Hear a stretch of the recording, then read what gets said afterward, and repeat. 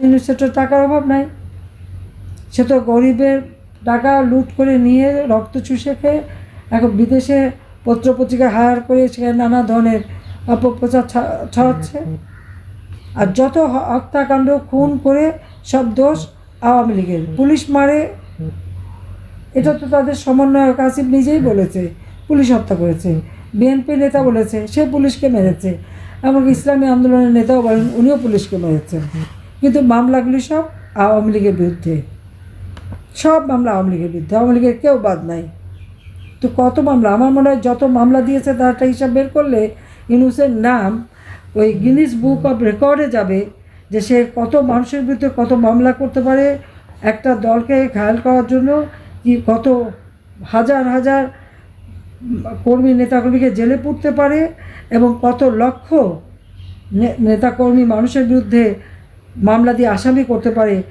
এই রেকর্ড সে কিন্তু ভঙ্গ করবে এবং গিনিস বুক অফ রেকর্ডে নিশ্চয়ই তার নাম চলে আসবে। আর যদি মানুষ হত্যা, জেল জুলুম, অত্যাচার, নির্যাতন, দুর্নীতি এবং গরিবের রক্ত চুষে খাওয়া, এই ব্যাপারেও যদি তার রেকর্ড দেখা হয়, তাহলে সে আর একটা নোবেল প্রাইজ পেতে পারে।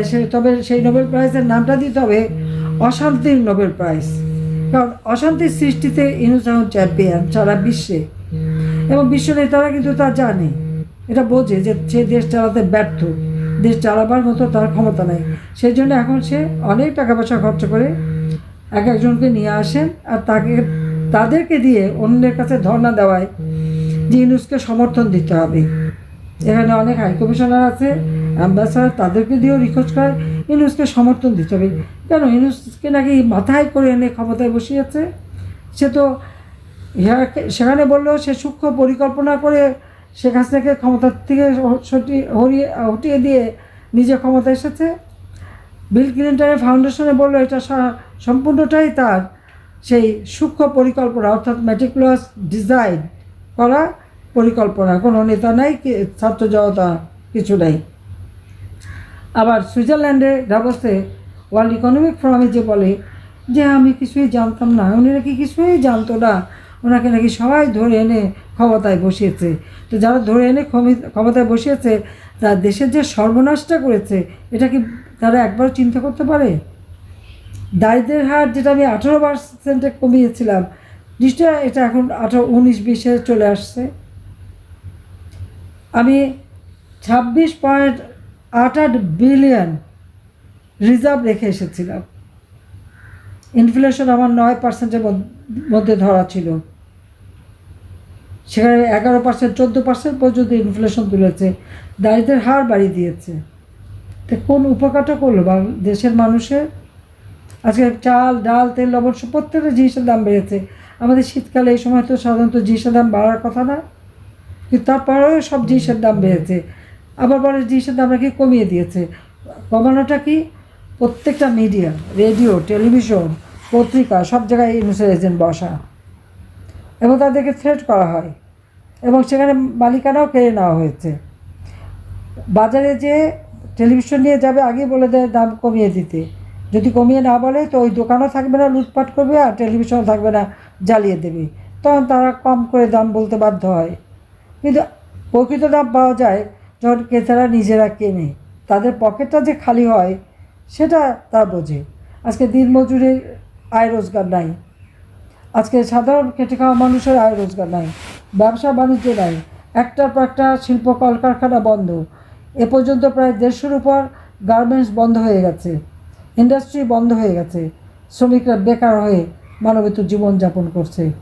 আজকে কৃষকরা সেচ পায় না, সমস্ত জমি চাষ করতে পারতেছে না, কি বিদ্যুৎ নাই। আমি তো প্রত্যেক ঘরে ঘরে বিদ্যুৎ দিয়ে এসেছি, বিদ্যুতের তো কোনো কমতি ছিল না।